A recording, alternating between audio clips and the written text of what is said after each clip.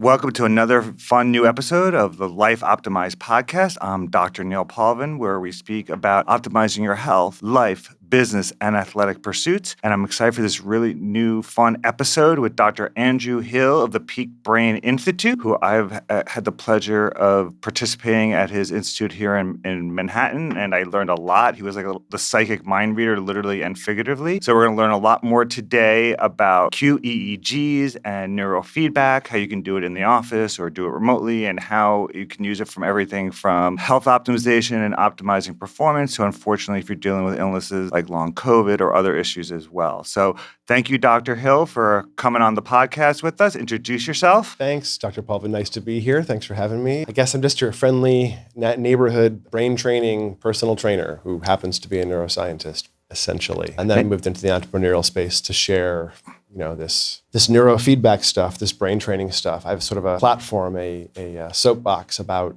not being overwhelmed by your brain, but like digging in and understanding it and starting to demystify some of the big features of stress, attention, and sleep, because they're actually things that are physiologically based that we often give sort of big, giant, scary labels to and diagnoses to. But if you understand how they work, you can start taking control of them and be as frustrated as you need, but it's kind of hard to be ashamed when you understand stuff and how it works. So that's the role I serve as a brain coach for folks and help them build transformation using tools like neurofeedback. Now, you explained to me before we started here that you, instead of going to the research realm, you went into this realm, the entrepreneurial realm. Was there some personal motivation, or is there something that was missing in the landscape that motivated you to go this route? It's probably both. I worked in health and human services for a while before going back to grad school. And I went into a cognitive neuroscience Ph.D. program, which is sort of that mind-brain intersection. Studied a lot of how the human resources, the human features and brain resources of executive function, sleep, stress were organized in the brain, and how the different systems are interconnected and how they operate, how to test them. And the tool I was using, all scientists have tools of analysis and things that frame the questions they ask. The tools that I was using were EEG, or brainwaves, because I went back to grad school to study neurofeedback I think I was 35 when I started grad school. So, a little bit older than the average person starting a PhD in the US. The reason I went back to grad school is because of what I was seeing in the clinical environments. For, over a decade, I had worked in pretty acute environments, inpatient psychiatric block facilities. I ran group homes for folks with multiple developmental disabilities and without language, and often with altered communication and vision and hearing and other features too. So really quite profound human sort of edge cases of brains, both developmentally and then in acute psychiatric work. I worked in addiction. So I had a huge breadth of human services experiences in places that humans suffer. And I got injured working in a psychiatric hospital from doing too many restraints back to back. And it was an understaffed hospital it was before 2000, like in the late 90s or something.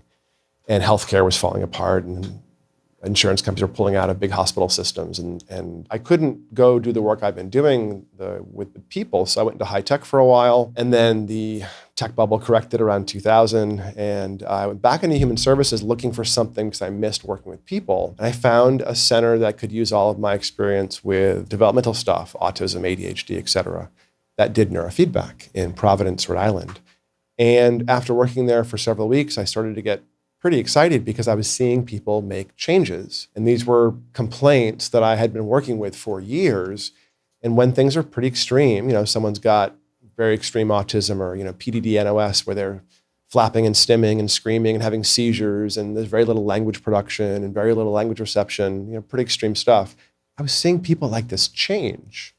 And I had worked with people with extreme brain stuff for years, and was like, well, wait a minute, this is interesting. This is very attention-getting. And it wasn't just change. Like ADHD folks were getting a couple of standard deviations on tests of attention of improvement in a few months, like one person after the next. So this kind of got my attention again, and I had to figure out what we were doing, because then, more than 20 years ago, still now, neurofeedback's a bit of an art. It's very akin to personal training in that, yes, you have data and assessments and you can dig into actual real numbers of things, but you also have to understand the whole person, the system. And brains are weirder than bodies.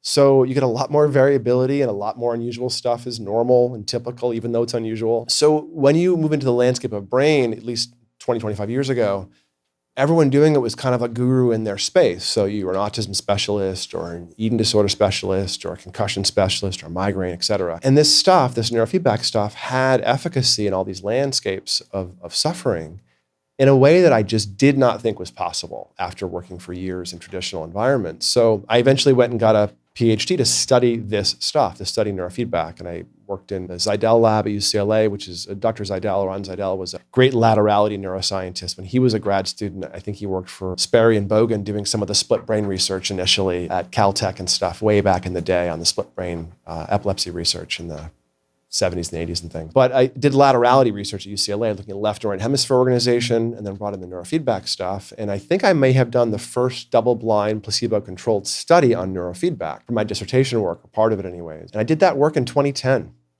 So the field of neurofeedback's been around since at least the mid-60s.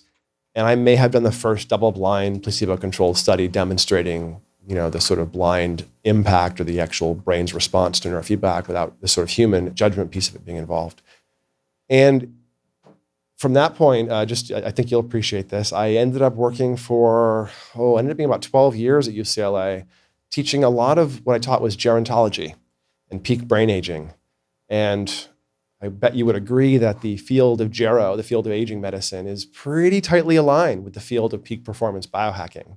And a lot of the stuff we use and we used to use for only aging meds are used these days by people trying to get an edge or squeeze out performance or recover faster.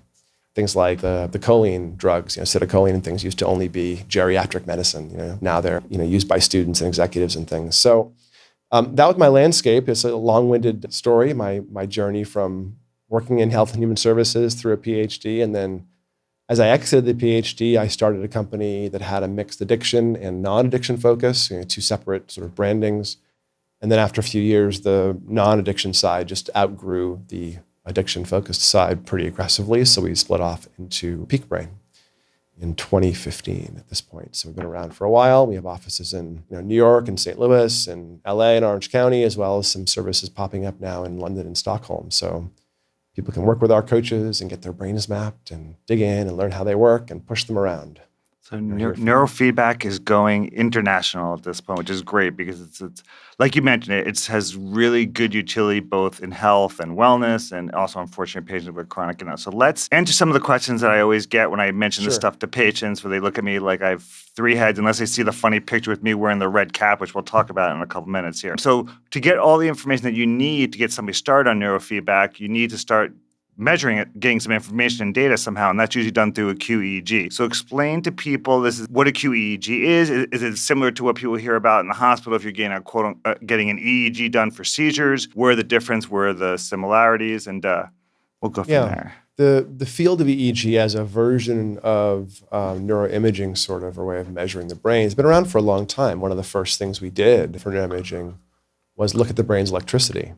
And the EEGs that we do today, for most purposes, are very similar to the EEGs that have been done for 100 years because they started off really looking at things like sleep stages.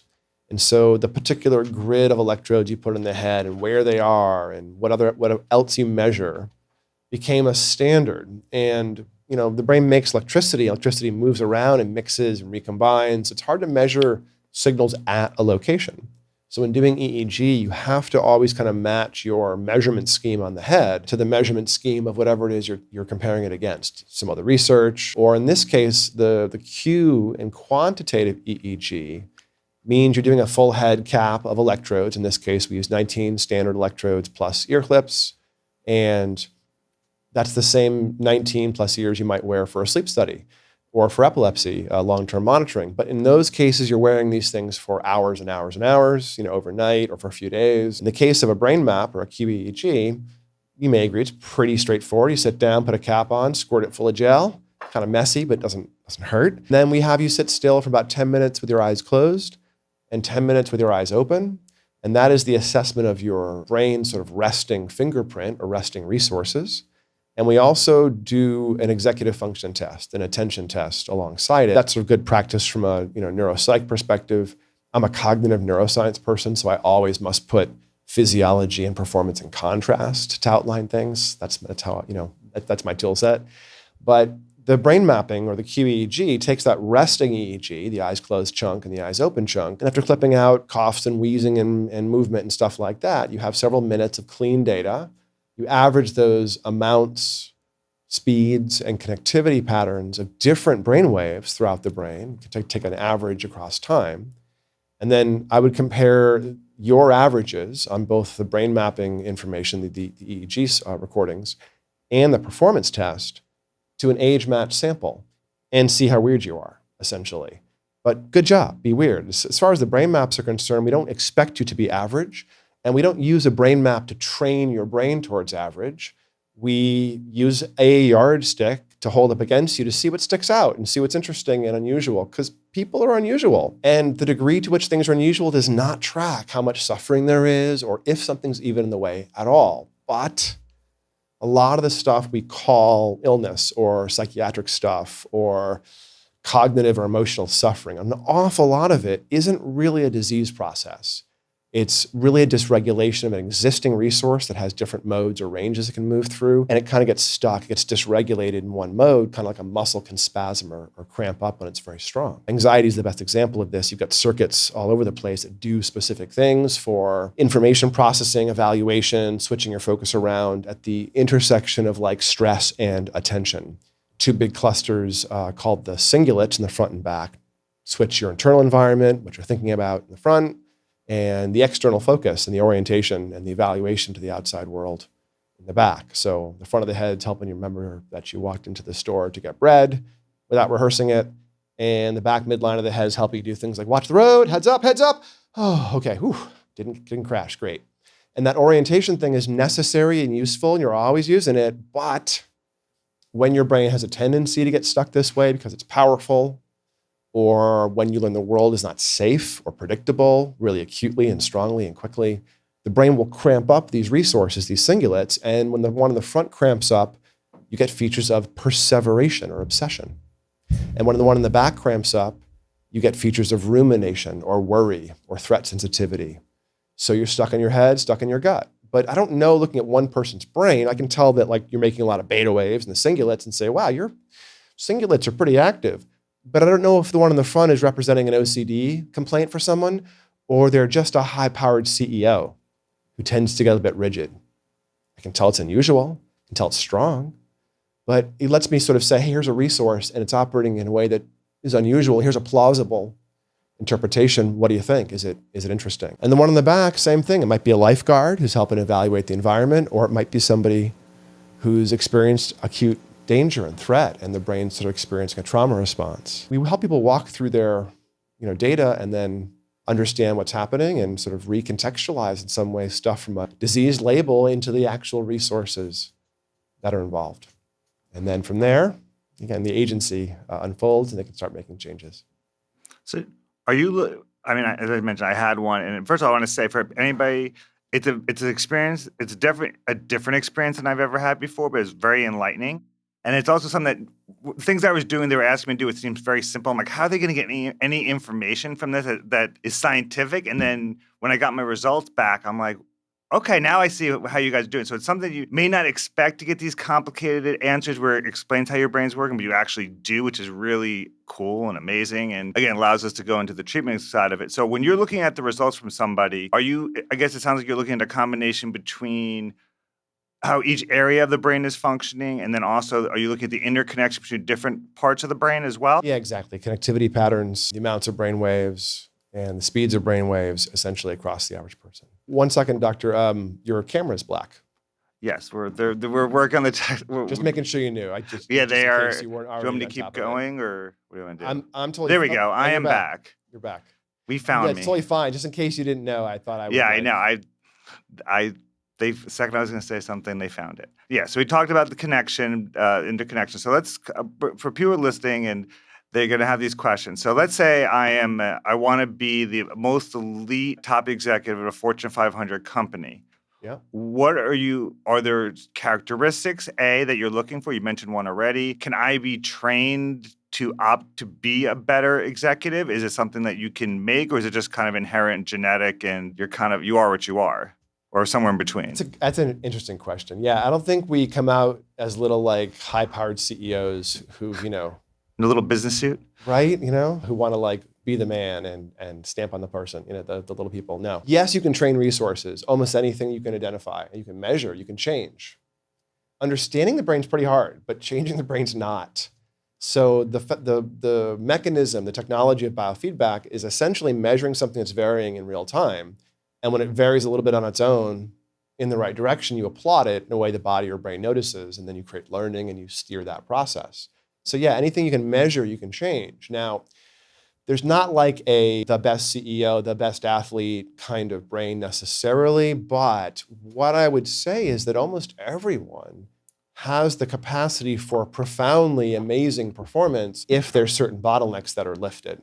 And I tend to think of this as resources and bottlenecks, not as high and low performers, because you'll see high performers with bottlenecks and they're still performing fine, but it's difficult and effortful, and they end up, high-level CEOs end up burnt out and angry at the end of the day, not flexible and able to go into listening mode with their spouses or something. That's a problem, but it's a different kind of problem than somebody having seizures all the time. But generally, if you can work on the gross resources of sleep regulation, executive function, speed of processing, and stress, sleep, attention, and speed essentially are the big things. I mean, IQ on an IQ test is not a real thing as far as the brain is concerned. That's IQ decomposes into speed of processing, working memory, and implicit learning ability. Well, you can tweak your speed of processing and your working memory a little bit. So yeah, you can actually create higher performers. There's studies showing that IQ goes up by over a standard deviation when doing neurofeedback, because you're creating resource changes. So it's more about, well, what do you need? What is your brain like? Or what particular resources would you like to, move? So again, back to the cingulates. If I saw someone cingulates in the back and I could tell their brain was likely sampling and evaluating the environment powerfully, that might get in the way. So I'd say, hey, does this thing, do you ruminate? Are you stuck in your gut? Kind of hard time putting things down that bother you? Oh, that's true to you, huh? That's annoying. You want to work on that? Okay, great. And that can be true of somebody who's experienced profound trauma and has classic PTSD. It can be somebody who's just a little irritable, has a hard time settling. But you can, again, flip the relationship into one of like, okay, here's your brain. Here's your performance. What would you like to do? Here's some executive function stuff. Here's some sleep stuff. Here's some anxiety features. Here's some speed of processing stuff. And when I say these, sleep, stress, attention, and speed, these are actually resources that can be both measured, and as they fluctuate, they make big changes across multiple things. Take speed, for instance. If I look at your alpha waves, your idling brain waves, you can see how fast they idle at. Most adult humans, are about 10 times per second, 10 hertz. So if you're idling about 10 hertz, it's typical. But if your brain is not idling quite as fast as the average person your age, or if the circuits are all kind of not synchronizing across the same speed, and you're 30 or above, I would say something like, oh, hey, wait, your alpha speed, your speed of processing appears to be a bit slippery and dragging. Are you experiencing delayed recall and tip of the tongue and hunting for names and little short-term memory blips? And most of the time, someone's like, wow, yes. And then if someone's 45 or 50 or 60, they're like, and I'm worried about that being age-related cognitive decline. By the way, as an aside, I think you'll appreciate this as a aging-focused doc. People are usually concerned, 40s and 50s, about dementia and big big geriatric declines. Often very freeing and useful to know the first type of memory you lose when you have the big things, the big dementias. The first thing you lose in memory is episodic memory. First-person perspective on scenes, things that happen to you. That's what you lose first. Speed of processing, words, names, tip of the tongue, forgetting things you were just told. That's actually not memory. It's just speed, and you notice it when reaching for memory because it's a very time-intensive synchronization process. But actual memory circuits first, in age-related memory, you lose episodic, or things that happen to you, or the things that start slipping away. So if you're not able to find words, you're probably not sleeping deeply enough, or you've got some inflammatory stuff going on. You had COVID, and your brain's walking around with lots of delta waves, trying to rest and repair all the time, and you feel half asleep, like you've had a concussion. And then when you go to sleep, you don't go all the way down into deep sleep and make lots of robust delta because the brain's been making it all day long. So you see this like persistent metabolic rest, delta mode. in anything metabolic, in COVID, in chemo, in apnea, in restless leg, in mild concussions. You see this persistent metabolic sluggishness. And you can't tell it apart. You can't tell an old concussion or two that's caused something apart from someone's post-COVID brain fog that was 6 months ago. It looks about the same at a high level. But if you see it, you don't have to know why it is. This is why you're a doctor of medicine and I'm a doctor of psychology. I'm a mad scientist for you and a coach, is because I'm not necessarily trying to find the discrete intervention. And I sometimes can't find the root cause in the brain because we don't understand them that well. But we can spot phenomena you're experiencing and push them around. It doesn't really matter if the fog you have is because you have had, some old wear and tear here and there, or because you've got dysregulated sleep architecture because you're anxious, or because you had COVID last year and you haven't quite yet recovered your deep sleep. Doesn't really matter why. If you can spot the fog and fatigue in the brain and spot, let's say, the stamina issues in a performance test, and you go, hey, you're looking kind of foggy. You feel a little burnt out? Oh, you are? That's annoying. You want to work on that? Great. Now you're in a place of agency. And again, you can stop feeling, once you understand your brain and look at data, people have this experience of going, oh, okay, yeah. I can now be annoyed at it or frustrated at it, but you just aren't really able to be ashamed or guilty when you see your brain and see your suffering, see your ADHD, see your anxiety, see your sleep issue, see your word finding issue. If it's jumping out in big giant pictures, it changes your relationship with it suddenly. And then if we teach you to read your pictures, Peak Brain has this, we give you a year membership with brain maps are free. And your listeners will cut the membership in half. It's usually $500, but we'll cut it in half to $250. So folks can, if they're near one of the offices, unlimited access to come in, map your brain, learn about it, dig into it. And so we have people, I know some of our mutual friends in New York City are doing things like mapping multiple nootropics and looking at caffeine and methylene blue and all kinds of interesting brain effects in performance and in physiology, because you can tease things apart. You don't have to use brain mapping for just neurofeedback guidance. But if you do see brain activity clusters that are some resting in a weird way and do seem to get in the way, that's why I like EEG mapping as a technology, because it frames the intervention immediately. It's like, oh, you got a bunch of back midline beta and you're ruminating? Oh, okay, let's work on that. Let's see if we can make that, change. And it puts you immediately in a place of making intervention, because then this is neurofeedback. You stick a wire back there on the scalp and a couple ear clips on and measure the person's beta moment to moment and measure their alpha, which is the resting mode of that tissue, moment to moment. Whenever the beta happens to go down and the alpha happens to go up for half a second, you say, ooh, good job, brain, and make a little game on the screen start to move. And a few seconds later, when the brain moves in the wrong direction for that workout that day, the game slows down or stops. And then the big trick is we move the goalposts every few seconds. So this is operant conditioning, but of an involuntary behavior, because you can't really feel your brain waves. So you're watching a little game on the screen, stop and start, or puzzle pieces fill in, or a Pac-Man eat dots, or music play in silence. And you're like, really? This is doing something to me? But your brain hears, good job, brain, good job, brain, good job, brain. Nope. Ooh, good job, good job, good job. Nope. Good job, again and again. And this is no different than a little baby flopping around who does a little baby push-up suddenly and goes, whoa, I can see 12 feet instead of 3 feet. This is so cool, all this information. And the brain remembers all the unique conformation of muscles so it can remember the associative, learning, the states that produce the information flow. And then since we're gently applauding not just an event in the brain, but like the trend you may have over half an hour, little runs of the brain waves, the brain goes, hey, wait a minute. Oh, alpha back there is making stuff happen. Okay, cool.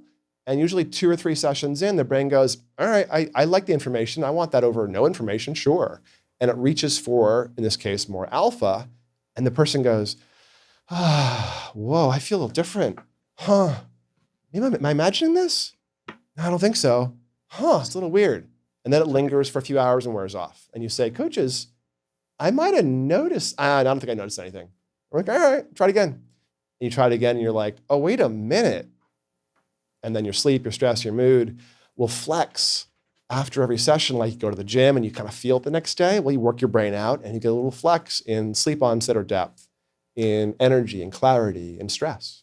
And so you get a little transient effect, grade it, evaluate it, talk to your coaches, refine your plan, and then gradually iterate. And we map your brain again about every other month, 25 sessions or so. And that's enough neurofeedback to produce usually a full standard deviation of change, especially if there's any need.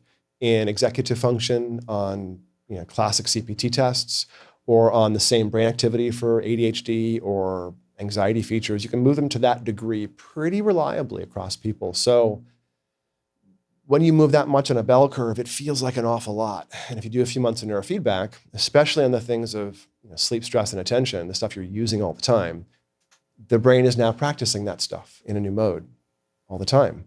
So it doesn't really wear off after a few months, which is now your new brain resources, and you get to sort of have that new stability and push them harder if you like after that. So I have patients who have ADD and long COVID, and how do you frame it for patients when they're dealing with you or one of your colleagues? Okay, I have, again, ADD, I'm dealing with long COVID, I have Yeah. some memory, some brain fog. When am I going to feel some improvement when I start doing neurofeedback? And the other question is, so do you tell them what they should notice first? Like, how do they know it's working? What's the magic in the potion here? How do we frame it? Because this is not, okay, here, just take your antibiotic and you're going to feel better in 5 days. They're putting work in, and it's, again, like you said, it's not a tangible. It's not like your blood pressure goes down or your blood sugar gets down. So how do we frame this for people listening out there to understand? Blood pressure does go down, actually, and you do get blood sugar stabilizations with some There you go. neurofeedback. But Okay. generally, you tell someone, well, the way that we work at Peak is we map your brain at the beginning, and then a couple of days later, I go over data with you. And I walk through a brain map and an attention test and teach you to pick out the stuff that seems to be interesting and say, this thing here, we think about it this way, these brain waves, this feature, this part of the brain, here's physiology. Does this seem valid? Does this seem important to you, real to you? And we trip over the big things people care about that way. And so usually by the time they're starting neurofeedback, they have this sense of agency, like, wait a minute, I'm working on my executive function. I'm working on my this. And so I would build a plan of little 15-minute chunks of workout and do a couple a day, or a couple 3 times a week, more accurately. We would say to them something to the effect of, people usually feel it 3 to 5 sessions in, and then you get a little transient effect for a couple of hours, up to 24 hours after every session. And based on what happens, we want to know how you're feeling, sleep, stress, and attention stuff shifting around, other goals you have. And so we send clients surveys twice a day. Every morning we send you a sleep survey saying, how was your sleep? And every afternoon, how was your day? So clients start making notes of their goals, and we sort of Marco Polo our way towards success. They define what success is. It's not a, here's what's wrong with you, client. It's a, hey, here's what's weird and interesting and unusual. Which of these things might be, oh, that one's important to you? Okay, and success looks like, okay, gotcha. And now we're, keeping our eye on that, trying to elicit subjective effects. So after a few sessions, usually by the end of the second week, 5, 6 sessions in, you're getting a little lingering effect whenever you do neurofeedback. And then when you do different neurofeedback, the effect you get feels different. So you can go, whoa, I was kind of wired after that one. Oh, okay, let's tweak it, I'll change the frequency, change the site. Oh, I was super chill after that one. That was weird. I like that. All right, cool. So you can kind of learn someone's brain gently as you try workouts, the way a personal trainer does. Yeah, and within a few weeks, tangible. We're usually making some, tangible subjective benefits are emerging. And then you go to the objective, the resting brain is changed. About 6, 7, 8 weeks in, you can see those changes. So we keep using the term neurofeedback. So if we're doing it neurofeedback, what's involved? Is it another headset? Is it just a game? Is there some combination of both? Yeah, so all neurofeedback is a form of biofeedback. And biofeedback is just a reflection, a control system. You observe things inside so you can reflect back what's happening. Unlike most forms of traditional biofeedback, which involve things like hand warming and breath pacing and stuff like that, neurofeedback is largely involuntary because you can't feel the central nervous system. That's the definition of neurofeedback. It's biofeedback on things that are in the central nervous system. And for folks who are not quite so neurosavvy, the central nervous system is all the stuff inside of bone. If a nerve's inside of bone, it's central nervous system, pretty much. So you can't feel those. You can feel the nerves in your peripheral nervous system. You can learn to control like the tension, let's say, in your body using peripheral biofeedback. And they do things for pelvic floor stability and incontinence and things that are biofeedback on the gut. But for neurofeedback, you're measuring something you can't feel. You're measuring behavior you're not aware of. You're getting changed. There's billions of things happening in certain specific ways in your brain all the time. You can't feel it. You're kind of glad you can't feel your brain, by the way. we don't have any sensory nerve endings in our brain. We can't feel the tissue itself, ironically. The thing that does all the feeling can't feel itself.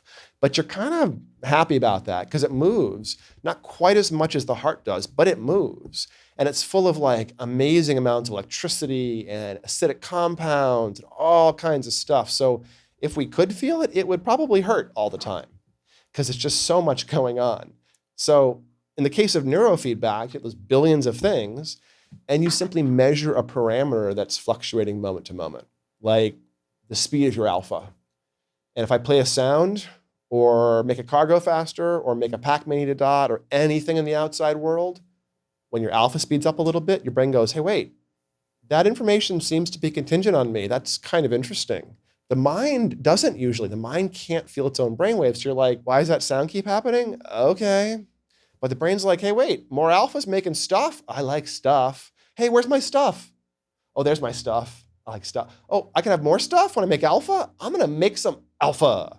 And then the mind goes, oh, wait a minute. Okay, I feel that. So you get this involuntary exercise process going on, essentially. So you train for half an hour, 3 times a week, and starting 3-4 sessions in, you feel different slightly afterwards. You get this little subtle lingering effect. So the voluntary piece of it, the work, is goal setting and is reflecting on, did the workout land? Did the neurofeedback produce the thing you're looking for in any way?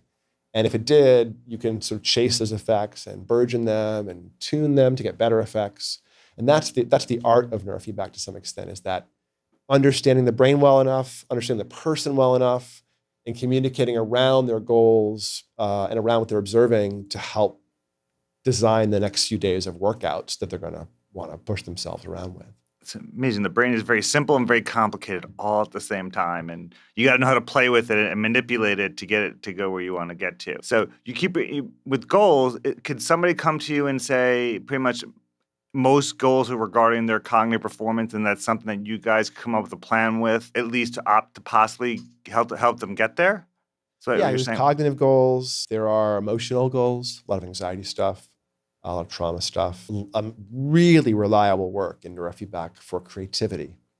I have a disproportionately large number of actors in my client roster who often come in because they're getting hounded on the red carpet, or super stressed, or they're like not sleeping well enough to remember their lines well enough or something. But the creativity boost that our actors, our musicians, even our athletes get is not insignificant. It's a fairly dramatic and profound release of creativity. So the creativity work, which happens to bring up T cells, the same end of the protocol pool, people come in for T cell boosts or for creativity boosts or for migraines or for seizures or for concussions. They also come in, certainly for peak brain, because we're not necessarily illness focused, they come in to understand their brain and just be like, I would say something every year. I get 1 or 2 clients that comes in who says, yeah, I don't know, just let's look at my brain and optimize me. Usually it's suffering that drives someone's, or a specific goal, athletic goal, a performance goal, something, or some suffering. Goals to me are irrelevant to some extent if they're suffering-driven or performance-driven goals. They're just goals, and I want to frame our work in spotting, supporting, changing things toward your goals. But it ends up being a broad network where 1/3 of our clients are neuro, the classic sort of neurofeedback population of autism and ADHD and seizures and migraines and concussions, and these days, post-COVID brain fog and other sort of neuro complications. And then we have the other 1/3 of the pool, which are ultra high performers at peak. A lot of extremely high athletes, a lot of musicians for some reason, like very, very, people squeezing the juice out of life performers. And then the last 1/3 is all the rest of us who are a little burnt out, who may have some issues with stress or drinking or a little hint of ADHD or whatever. And a lot of those people we started to get for the first several years we were in business. We didn't first start pitching ourselves as, broad brain optimization. We were more focused on the populations of interest in neurofeedback when we first opened up. But we kept getting like several kids with ADHD, let's say, and then their parents would see the change and sign on and get really nice transformation, even without necessarily identified large goals or needs. And then you get people coming in. I get a lot of these every year who say, I have no problems at all, essentially. I sleep great, no anxiety, I'm powerful, I run a $1 billion company. Yeah, life's good, but like, let's get me more. And they have a person for everything. And now they're looking for a brain person to like just be a resource. And you look at their brain and you're like, wow, this person looks really, really anxious and hyper-focused. Oh my God, they're not sleeping. And you dig deeper and you find out they're using Coke every so often. And they're really kind of like a jerk to their wives when they get home. And you're like, okay. And I don't care that they don't identify that as a problem, but when they show, yeah, I'm not as soft as I might want to be to my wife. I can't be a good listener. I'm still trying to solve problems when I get home. I'm like, all right. We do a little bit of work on their sleep and whatever else, and then we slide in some alpha theta neurofeedback for creativity. And I get a letter or a call from their wives saying, whatever you did, do more of it. That was the best conversation we've ever had. The therapy session was, he brought me flowers, because you can unlock stuff. So it ends up being tailoring the stuff you're doing, the workout possibilities towards the stuff the person's trying to accomplish, and listening carefully and framing their goals in terms of their physiology whenever possible. So you can then try to elicit a change in their physiology they notice subjectively in their goals. So we really, applied cognitive neuroscience. I call it functional neuroscience, because we're looking for, this piece of it. And I also do the functional, habit hacking and biohacking piece of it, where peak brain coaches teach all of our clients how to, manage circadian rhythm through the classic circadian tricks, or to do macronutrient cycling to reset insulin resistance, or 1,000 other things that might be in someone's goal landscape. And how you might teach someone to do keto would be very different if they were a competitive lifter versus an 8-year-old with seizures. So you'd have different criteria. You might give them different management tools, breath ketone versus a blood ketone meter, let's say. So we do a little bit more broad, holistic biohacking for our clients. But, Maslow said, to a man with a hammer, every problem is a nail. And gosh, my first knee jerk is usually, let's look at a brain map. And because of that, we make them very accessible, and we teach you to read them and get you excited about them. So I am learning a much more how big a scope this is. So you can make me perform better at work and improve my love life, and I can, if I have writer's block, you can fix that too. Is what you're saying? Or with I the can creativity. design protocols that are likely to create change for you in those resources that you'll notice, and that you will then be able to say, oh, I think I got something out of that protocol. And together we can learn how to elicit effects in those directions usually. Yes. Yeah. So Brain Map pretty much can help you with the whole spectrum here, which is awesome. Which I love learning things when I talk to experts. So I'd happen to deal with, unfortunately, a lot of patients either with some type of traumatic brain injury. So I wanted to quickly highlight that. I mean, both either concussion or into, like you mentioned, in terms of you started the core initially with things like Alzheimer's and ADD. So is that process any more complicated, any slower? I guess, unfortunately, long COVID may kind of overlap into that now. So is that the same process? Again, how does that work? Same process at a high level. It is a little slower. Yeah, if you have a lot of TBIs or wear and tear, if you're an athlete who's collected a bunch of concussions and you're a beat off in your speed of processing and you're chronically anxious, yeah, it takes longer. Like if you just, quote unquote, come in with major ADHD or PTSD and it's pure and simple and classic, 3 or 4 months, maybe 5, makes massive changes for almost everyone. But if you come in with lots of wear and tear, like my NFL players or NBA players have caught too many elbows and things, it takes 4 to 6 months usually just to get you sort of where you want to be and stable. Or folks that have autism, that with language issues and sensory stuff, it's a bit longer than simple brain tuning like ADHD or sleep issues might be. The amount of severity doesn't affect how well we can work with things. And to some extent, the worse things are, the faster they move in brain training, because you can see them and you can really be specific, and the brain hears your attempts to change when you're that specific. But when you're using tools in neurofeedback for the metabolic stuff, the wear and tear, the brain fog, the post-COVID, the Lyme, the chemo, the apnea, the sort of metabolic hit the person's taken, which looks very similar again across causes, we often include not just the brain mapping and the EEG training, which is classic neurofeedback, but we do something called HEG training, passive infrared hemoencephalography. So it's an infrared camera strapped to the forehead pointing inward, and it measures waves of heat flowing off the brain as a proxy for metabolism. And you learn to do a vascular pump by thinking happy thoughts and concentration and getting a 2-second later bulb response essentially in the brain, like the MRI would show. You get a little blood surge, 1.5 seconds, 2 seconds after you concentrate. So you learn to create vascular pumping in your brain and see waves of heat on a screen responding to voluntary thought and effort. So you're kind of doing this weird peripheral nervous system type biofeedback, blood flow stuff, but doing it on the central nervous system, at least the support systems, the vasculature. So I'm not exactly sure what form of neurofeedback or biofeedback that is, but PIR-HEG is amazing for migraines, concussions. And for some reason, that technology, that frontal lobe vascular pumping, seems to work really well for accelerating social function when people have developmental disabilities, especially in things on the autistic spectrum. So it's a blood flow tool, essentially. But yes, Wow. we would do EEG and HEG training and expect it would be 4 to 6 months for a lot of wear and tear and TBIs. But again, the worst things are the faster you get changed. So Dr. Barry Sturman, who sort of discovered the current form, the modern form of neurofeedback in the late 60s, he discovered it because it reduces seizures. Like he just kind of discovered by mistake a little bit.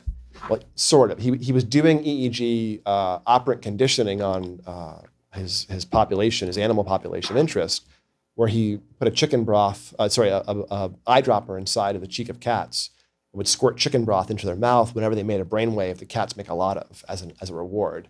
And that brainwave you've seen. If you've seen cats on a windowsill being liquid, watching birds, that physically relaxed state and laser-like focus is called sensory motor rhythm in mammals. And we use it to sit still. We use it to stay asleep. We use it to inhibit seizures.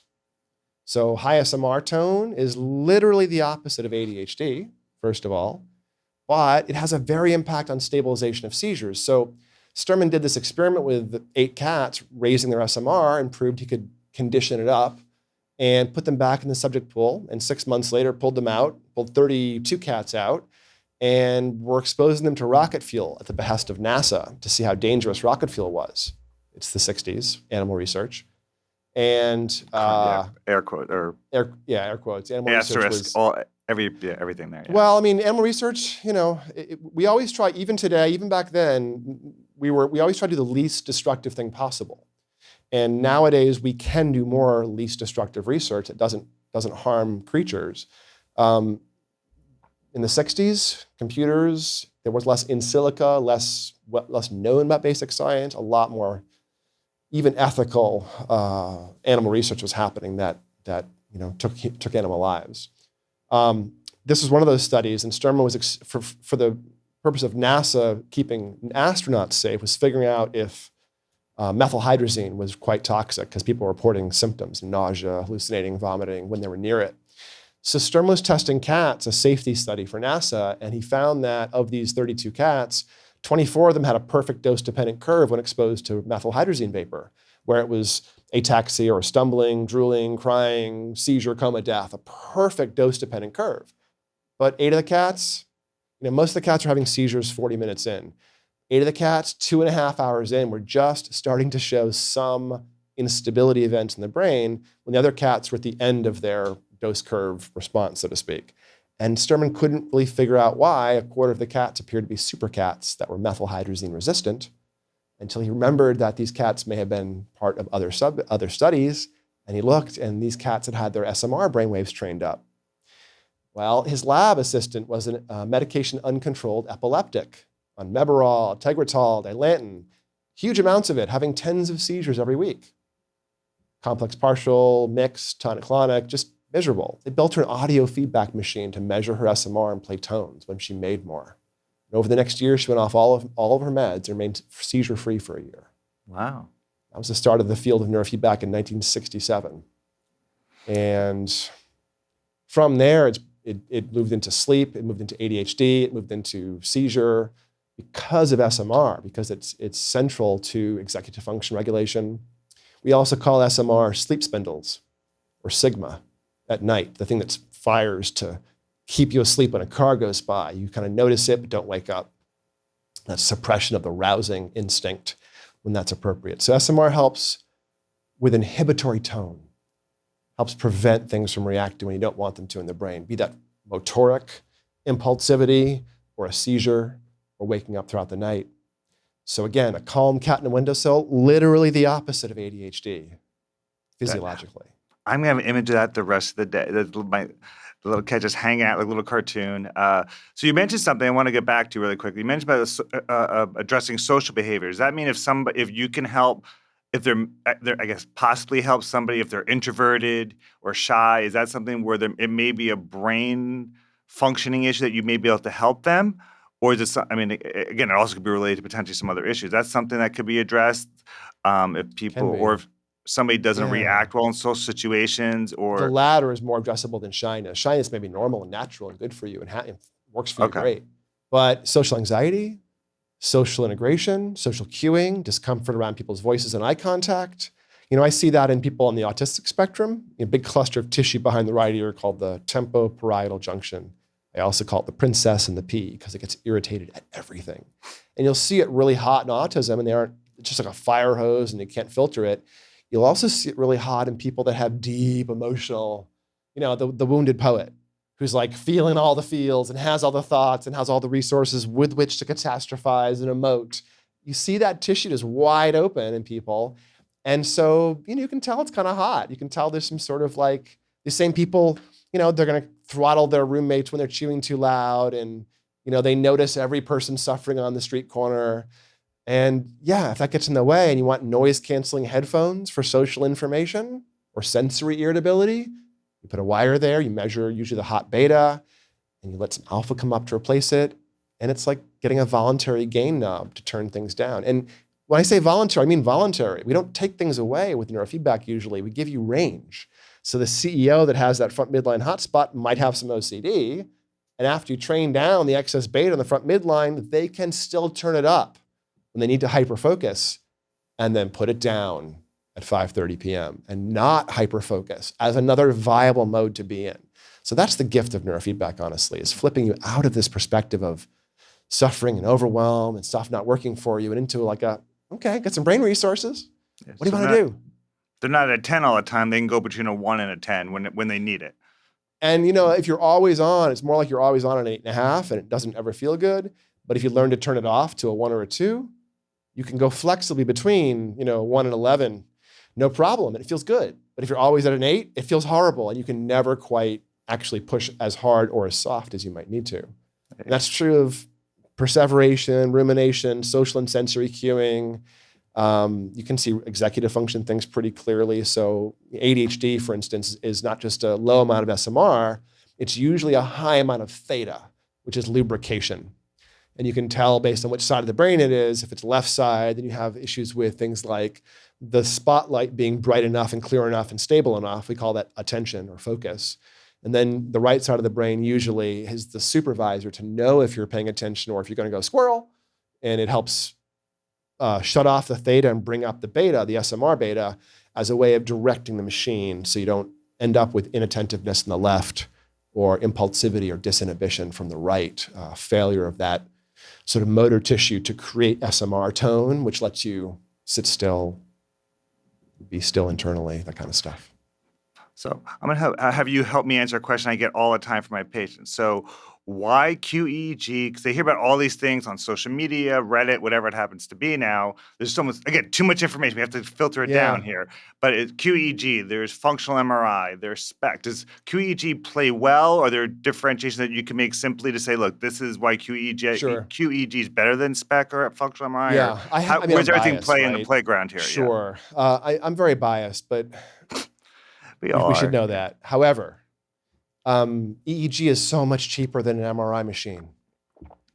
So you can get an EEG for a few $100.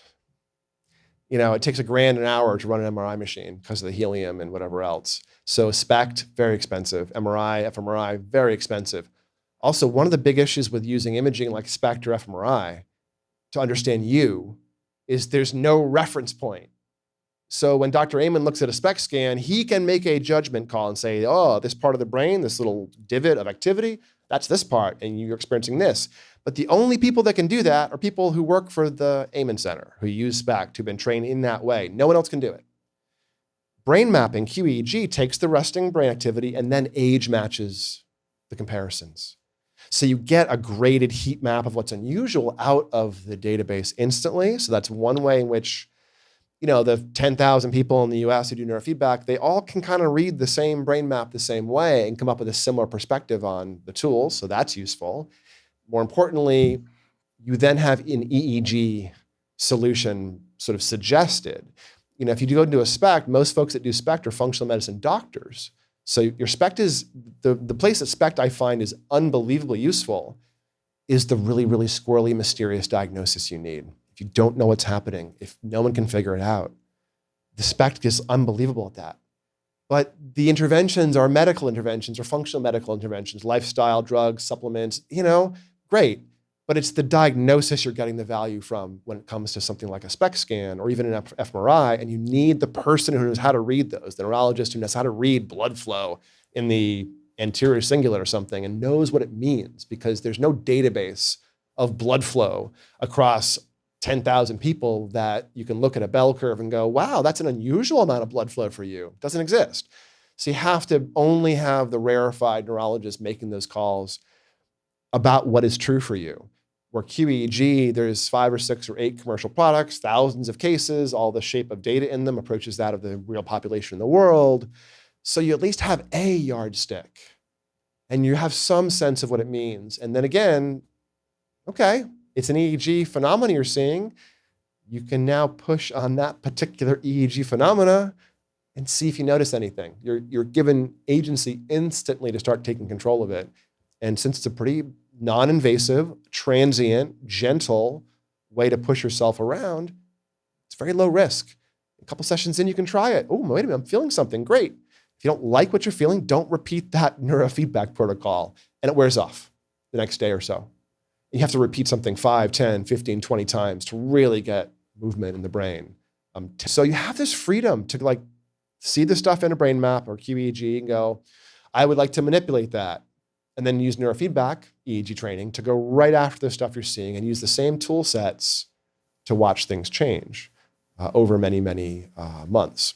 So I like that. It's an N of one versus N of many, and a little more, more understanding is of QEEG versus SPECT and the other studies that are out there. And I can teach you the features. If I showed you your alpha speed wasn't as fast as the average person your age, and I said, hey, you experiencing some delayed recall and tip of the tongue? And you were like, yeah. And then we trained your brain, and 3 months later looked at it, and it was up to speed, and you felt smooth and had good verbal fluency, then yes, I kind of know what it means, but guess what? You know what it means better than I do, because I've taught you to look at the alpha speed, I've had you watch your internal word finding, you've transformed it, you felt it change.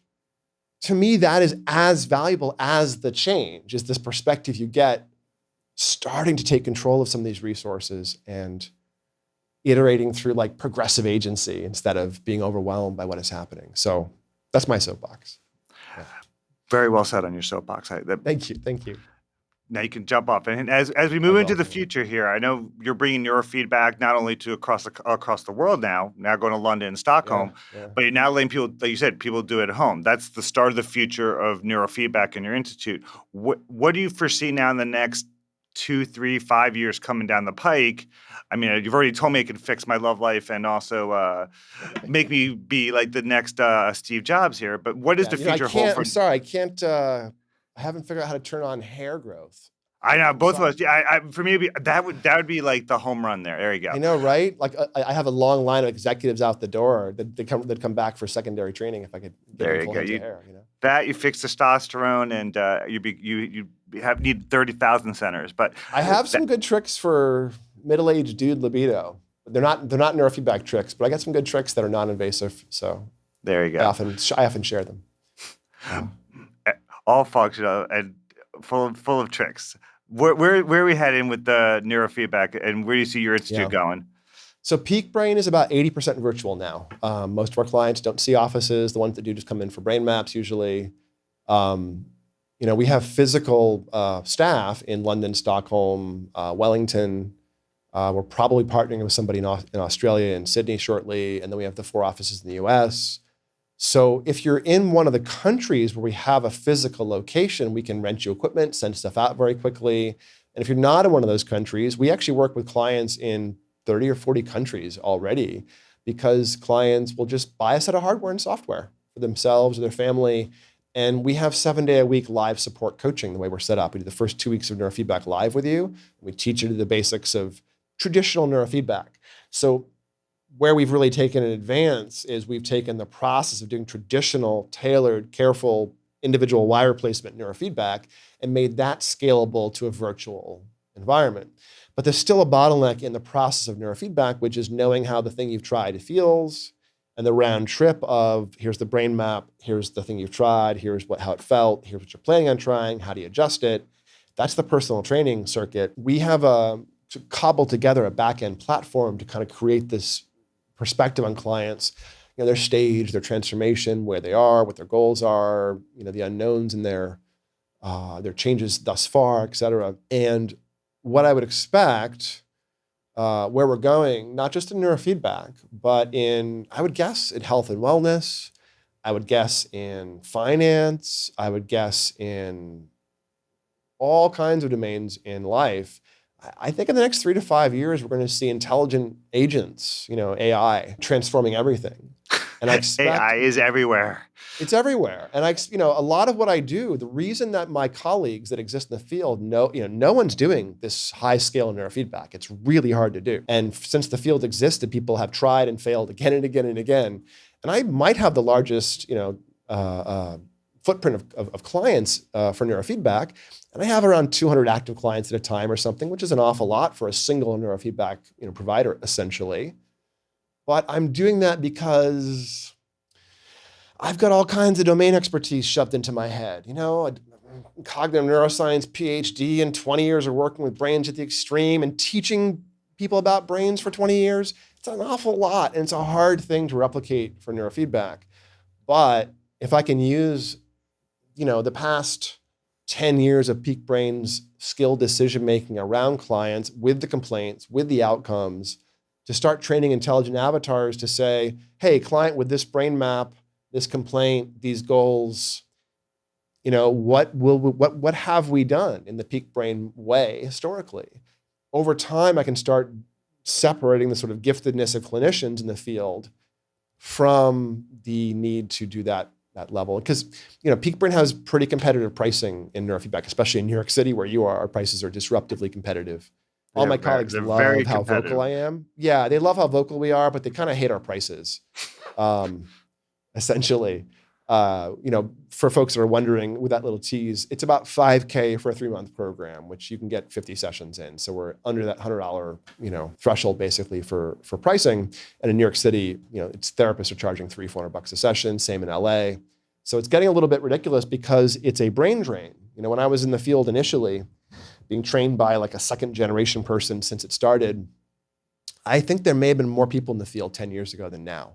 The technology is getting easier, the amount of it's out there, the costs, the barriers to entry are lowering, but the number of skilled people who can do it might be fewer because of this sort of like the first, Dr. Sturman is still like emeritus faculty at UCLA, still does some neurofeedback, but other people in second and third generations have been dying and aging out of the field. The guy that trained me, Dr. Larry Hirschberg on the East Coast, amazing autism psychologist, he retired last year.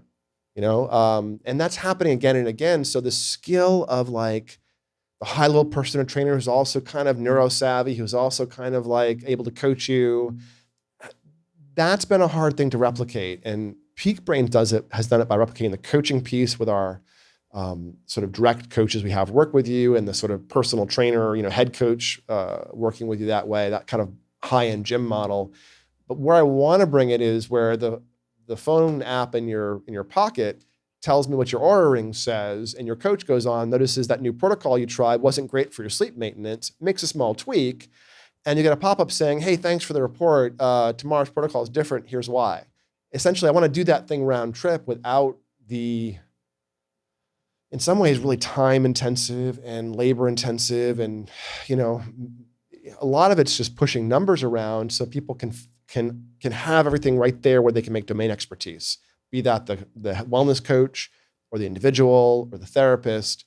I want that like fitness tracker for the brain, but with not just all the information aggregating like a fitness tracker, but with intelligent predictive stuff. Hey, Joe, you're drinking every Thursday night and you're kind of a jerk every Friday. You notice that? As a feature of what the avatar says. Or, hey, you're experiencing this and these trends are happening. Here's 3 health and wellness interventions you've done before that helped. Your circadian rhythm's off. You may want to start fasting before bed again because last year when you were sleeping this poorly and you did that, you got back on track quickly.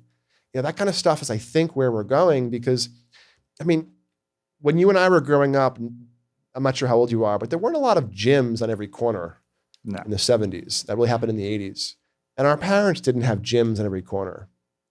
But you and I can look at a lipid panel and go, whoa, better back off in the Ben & Jerry's and take agency.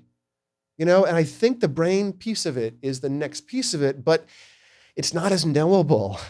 It's more mysterious still, and it's also more variable across people. So the information is less discrete. It's like genetic information. It's not as discrete. It's additive, and it builds up in systems. So that's where I think we're going, is having something, the next health and wellness iteration is going to be something that can model interventions against it and say, given this brain, given this complaint structure, given this recent experience, that intervention is not going to work. But that one, plausible, might work.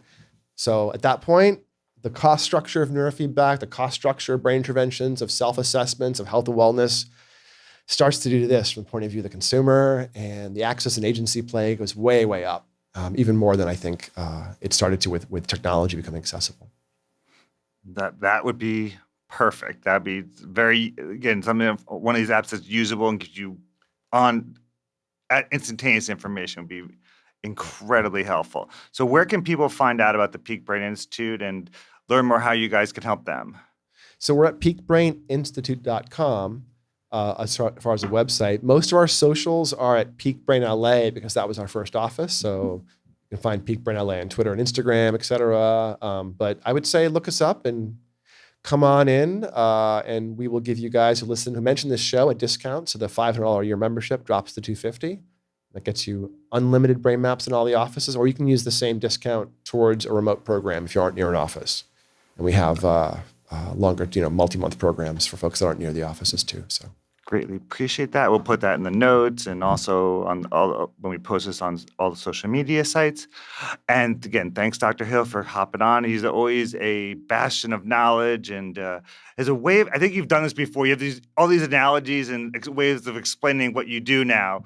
So I think you've done this a couple times already. Does it come across as pattern? Can you tell? Yeah. No, still feels spontaneous. Good. I appreciate that. Although folks have heard me go over their brains, will recognize a metaphor or two that I've used today, probably. So it's all good. So thanks for coming on Life Optimized, and we'll see you guys soon.